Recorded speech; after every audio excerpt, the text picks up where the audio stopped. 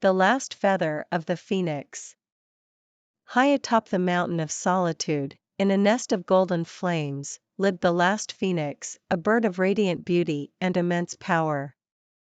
Legend spoke of its ability to be reborn from its ashes, its tears having healing properties, and its feathers possessing magical attributes.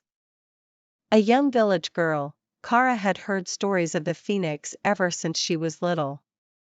Her grandmother would speak of a time when phoenixes were many, their dazzling display lighting up the sky. But as the years went by, they became rarer, and now only one was left. The reason? A single feather from a phoenix could fetch a price to let a family live comfortably for a lifetime, leading many to hunt these magnificent creatures. When a drought hit Kara's village, crops failed, and rivers dried up. Desperate and without help, the village council decided to send someone to retrieve a feather from the phoenix. That feather, it was believed, could summon the rains and save the village. The task was dangerous, and the journey was filled with perils. Yet, Kara volunteered. Armed with her wit and a heart full of hope, she began her ascent up the mountain. The path was treacherous. She faced gusty winds, narrow pathways, and encounters with mountain predators. But the most challenging were the illusions, mirages crafted by the phoenix to deter intruders. Kara saw visions of vast oceans, dense forests, and even her village flourishing. But she remembered her grandmother's advice: stay true to your heart, and illusions will fade. After what seemed like an eternity, Kara reached the peak. There, amidst the golden flames, she saw the phoenix, its eyes reflecting wisdom spanning eons. It spoke, "Why do you seek my feather, young one?" Kara explained her village's plight. The phoenix, after a moment's pause, shed a single feather. It floated towards Kara, its glow illuminating the surroundings. "Take it," the phoenix said, "but remember, its magic works not just by possession, but by understanding sacrifice and unity." Kara descended the mountain, the feather securely tucked in her satchel. Upon her return, the village erupted in joy. But nothing happened when the village chief took the feather and prayed for rain. Seeing the disappointment on everyone's faces, Kara remembered the phoenix's words. She addressed the villagers, "This feather alone cannot bring the rain.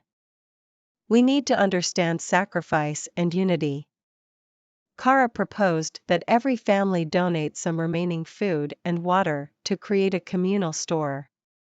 They would share resources, ensuring no one went hungry or thirsty. As days turned into weeks, the village worked together like never before, sharing, caring, and standing united.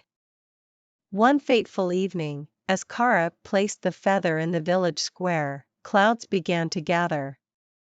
It started as a drizzle, growing into a downpour. The drought was over, and the village was saved by the phoenix's feather and their collective spirit. The feather was placed in the village museum, symbolizing unity, sacrifice, and hope. And while the phoenix continued to live atop the mountain, the villagers no longer sought its feathers. Instead, they would climb the peak, not to take but to pay respects and offer gratitude.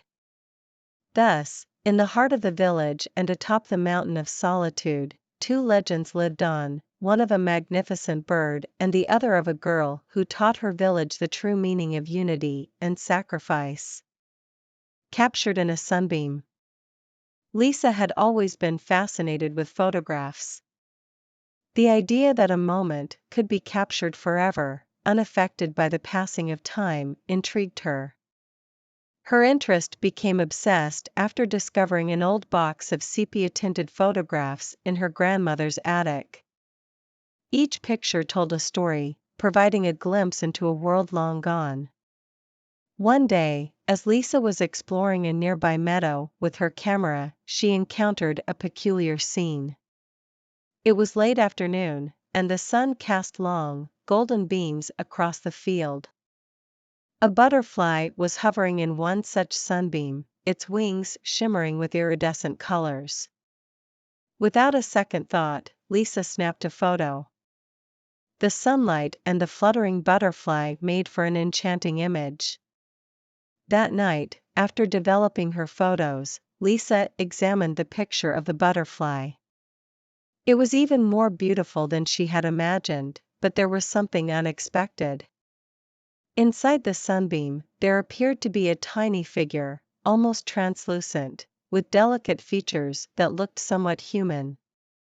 Confused and intrigued, Lisa decided to visit the meadow the next day. Armed with her camera, she waited for the same golden hour. As the sun descended, casting the familiar golden beams, Lisa saw the butterfly again. And to her astonishment, the tiny figure from the photograph emerged within the sunbeam. It was a fairy, no larger than her thumb, dancing amidst the sunlight. Lisa approached slowly, not wanting to scare the creature away. The fairy didn't flee. Instead, it seemed curious about Lisa, fluttering closer and studying her with bright, inquisitive eyes. Lisa, summoning all her courage, whispered, "Who are you?" In a voice as soft as a breeze, the fairy replied, "I am Alara, a sunbeam fairy. I dance in the sun's rays, drawing energy and life from them." Still in disbelief, Lisa asked, "Why have I never seen you before?" Alara fluttered playfully, "We sunbeam fairies are elusive and are only visible when we wish to be. With its flash of light, your camera caught me in a moment of distraction." For days, Lisa would return to the meadow, forging an unlikely friendship with Alara. They talked about the world of fairies, nature's magic, and light's power. Alara taught Lisa to see the world differently, to find beauty in the mundane, and to always search for the magic around her. One day, as autumn approached, Alara seemed different, more pensive. Lisa asked if something was wrong. Alara sighed, "With the approach of winter, sunbeams become rare, and I must journey to a land where the sun is always shining." Feeling a pang of sadness, Lisa whispered, "Will I ever see you again?" Alara smiled, "Always look for me in the sunbeams, dear friend. Remember, just because you can't see something doesn't mean it isn't there." When Lisa returned to the meadow the next day, Alara was gone. Days turned into weeks, and weeks into months. Lisa missed her fairy friend but often felt her presence in the warmth of the sunbeams. Years went by, and Lisa grew older. She became a renowned photographer, known for her ethereal images that seemed to capture more than what met the eye. Yet, the picture of the butterfly in the sunbeam remained her favorite. One sunny afternoon, an old Lisa sat in the meadow, basking in the sun's glow. As a familiar golden beam touched her, she felt warmth and happiness. Looking up, she saw a myriad of sunbeam fairies dancing in the light, and among them, she recognized Alara. With tears, Lisa realized the truth in Alara's words. Magic was always around, one just had to believe. As the sun set that day, the meadow came alive with shimmering lights, a dance of memories captured in a sunbeam.